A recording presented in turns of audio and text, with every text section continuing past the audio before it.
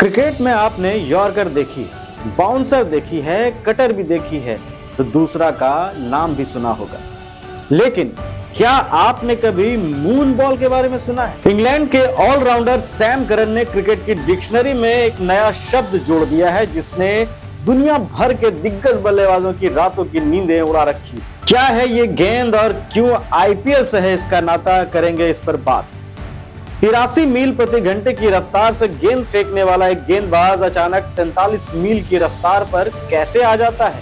श्रीलंका और इंग्लैंड के बीच खेले गए पहले वनडे मुकाबले में पथुम निसांका इसके शिकार बने और द 100 में तो इस गेंद ने कत्लेआम मचा रखा था। आज हम डिकोड करने की कोशिश करेंगे सैम करन के इस रहस्यमय हथियार को, जो दिखता तो बहुत मासूम है पर सबसे ज्यादा घातक बन चुका है। नमस्कार, मैं हूं शशांक और आप देख रहे हैं दी खेल मंत्रा। सबसे पहले समझिए कि ये मून बॉल आखिर भला क्या है।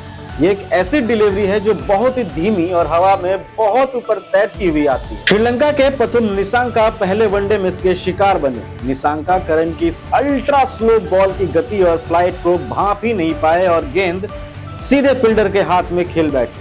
आमतौर पर ऐसी गेंदें स्पिनर्स फेंकते थे, जैसे पूर्व ऑफ स्पिनर जेरेमी स्नेप, लेकिन अब करन जैसे मध्यम तेज गेंदबाज इसे अपना हथियार बना चुके हैं।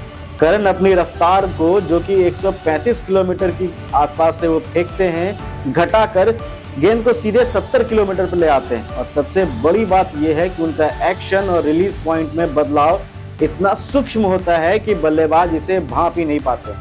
सैम करन ने खुद बीबीसी के पॉडकास्ट पर स्टुअर्ट ब्रॉड को बताया कि वो अपनी आर्म स्पीड को एक जैसा रखने के लिए कड़ी मेहनत कर रहे हैं। उनका कहना है कि आज के दौर में बल्लेबाज इतनी तेजी से रन बना रहे हैं, इतनी तेजी से तकनीक बदल रहे हैं कि गेंदबाजों को भी क्रिएटिव होना पड़ेगा। पूर्व दिग्गज गेंदबाज स्टीव हार्मिशन ने बताया कि करन का रिलीज पॉइंट उनके सामान्य ऑफ कटर से बहुत पीछे होता है। वो गेंद को पहली और अंगूठे के बीच पकड़ते हैं, उसे हवा में ऊपर फेंकते हैं, जिससे गेंद उनके हाथ के पीछे से निकलती है और बहुत धीमे आती है।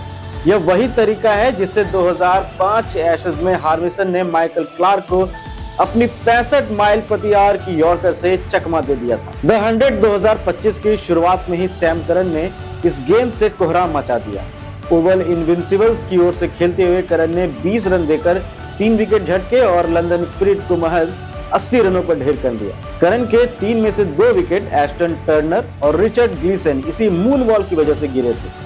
टर्नर तो गेंद की कम रफ्तार से इतने भ्रमित हुए कि उनका शॉट सीधे डीप मिड विकेट पर राशिद खान के पास गया। वहीं ग्लीसन तो 47.1 माइल पर आवर की गेंद पर तब बोल्ड हुए जब उनका बल्ला शॉट मारकर काफी आगे निकल चुका था। ये आंकड़े बताते हैं कि करन ने इस कला को पूरी तरह से मास्टर कर लिया है। करन ने खुलासा किया कि इस जादुई गेंद का आइडिया उन्हें 3-4 साल पहले चेन्नई सुपर किंग्स में ड्वेन ब्रावो से मिला था। ब्रावो ने इस कला में महारत हासिल की है, हालांकि उनका तरीका थोड़ा अलग है।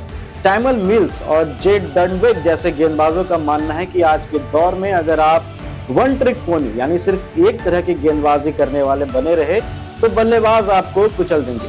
करन जानते हैं कि मून बॉल जैसे ही पुरानी होगी, बल्लेबाज इस पर प्रहार करेंगे, इसलिए वो इसे किसी मिस्ट्री स्पिनर की तरह इस्तेमाल कर रहे हैं ताकि बल्लेबाज के मन में हमेशा संदेह बना रहे। तो दोस्तों, क्या सैम करन की ये मून बॉल आने वाले समय में एक बड़ा हथियार बनकर सामने आने वाली? क्या T20 क्रिकेट का सबसे बड़ा हथियार यही मून बॉल बनने वाला है? क्या भारतीय गेंदबाज भी इस तकनीक को सीख पाएंगे? लंदन से लेकर कोलंबो तक करन की इस गेंद ने बल्लेबाजों को सोचने पर मजबूर कर दिया है। आपको क्या लगता है, क्या ये गेंद T20 विश्व कप और फिर आईपीएल में उसी तरह कोहराम मचाएगी जैसा द 100 में था? कमेंट्स में अपनी राय जरूर दें और दी खेल मंत्रा को सब्सक्राइब करना ना भूलें। Thank you.